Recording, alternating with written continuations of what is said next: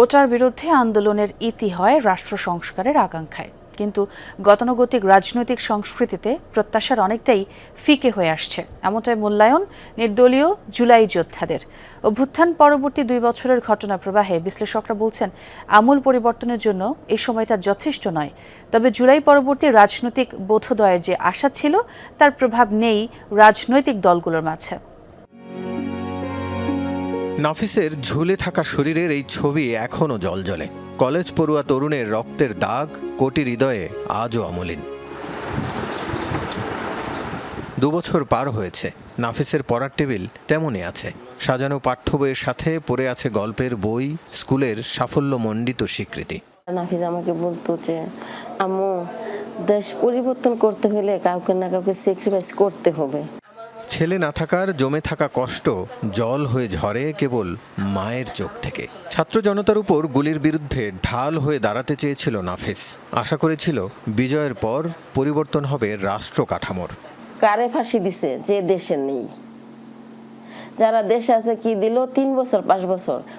একটা স্বজন হারার মানুষে একটা বিচার দেখলো আশাবাদী হইতো যে না, একটা বিচার দেখতে পারছি আমরা। ওরা যেই দেশ চেয়েছিল সেই দেশ আমার কাছে মনে হয় না। জুলাই আন্দোলনের পুরোটা সময় উত্তরার এই অঞ্চল ছিল বলতে গেলে ছাত্র জনতার নিয়ন্ত্রণে। অভ্যুত্থানের একেবারে শেষ দিন 5 আগস্ট সকালে আশপাশের বিভিন্ন অলিগলি থেকে জনতার ঢল এসে পরিণত হয় জনসমুদ্রে। সেই জনসমুদ্রে সামিল হওয়া সাধারণ মানুষের ক্ষোভ কেবলমাত্র গণহত্যার বিরুদ্ধে ছিল না, ছিল রাজনীতির একটি গুণগত পরিবর্তনের প্রত্যাশাও।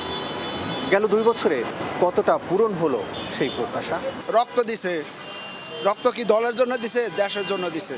দেশ কেন বাঁচে না? মানুষের একটা আশা ছিল যে আরো ভালো কিছু পাবে, বা মানুষের যে সমস্যাগুলো, দুর্নীতি, অপরাজনীতি বা শৃঙ্খলা, তারপরে নিয়ম কানুন, সবকিছু একটা পরিবর্তন আসবে। মারামারি মারধর চলছে, এনসিপি নেতাকর্মীদের এখানে সেখানে মারামারি চলতেছে।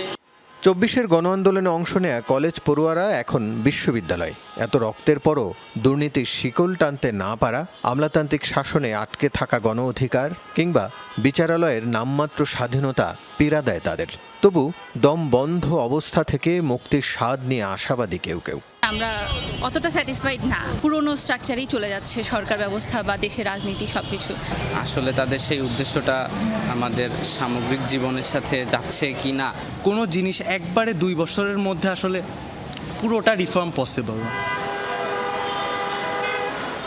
জুলাই আন্দোলনে সম্মুখ সারিতে থাকা ঢাকা বিশ্ববিদ্যালয়ের এই অধ্যাপক মনে করেন, এত তাড়াতাড়ি বড় পরিবর্তন আশা করাটাও হয়তো ঠিক নয়। তবে যে শুরুটা হতে পারত তার দেখা মিলছে না এখনো। অল্প সময় তো আসলে এত দিনের জঞ্জাল তো আসলে দূর করা যাবে না। অন্তত পক্ষে মানুষের কাছে এই বার্তাটা দেওয়া যাবে না, আমাদের তরফ থেকে চেষ্টাটা আছে। এই বার্তাটাই এখন খুব জরুরি। 5 আগস্টকে যদি আমরা একটা রাজনৈতিক শিক্ষা হিসেবে না নিই, তাহলে সেই আগে যে দুঃখ কষ্ট আমরা 1971 সালের পরও আমরা দেখেছি মানুষের আকাঙ্ক্ষা পূরণ হয়নি। তার মতে দলগুলোর শীর্ষ নেতৃত্বে কিছুটা পরিবর্তন দেখা গেলেও সামগ্রিক সংস্কৃতিতে কোনো প্রভাব নেই। বলেন, পুরনো রাজনীতির বলয়ে এখনও ঢেকে আছে জুলাই অভ্যুত্থানের প্রত্যাশা।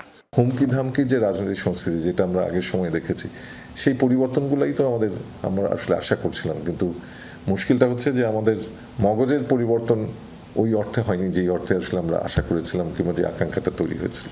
জুলাই আন্দোলনের দেয়ালিকায়ও ইচ্ছের জানান দিয়েছে ছাত্র জনতা। মিছিল মিটিংয়ে না থাকলেও রাজনীতি নিয়ে সচেতনতার ছাপ আছে সেগুলোই, কেবল মুখের কথায় যা দমিয়ে রাখা দায়। রাসেল আহমেদ, যমুনা নিউজ, ঢাকা।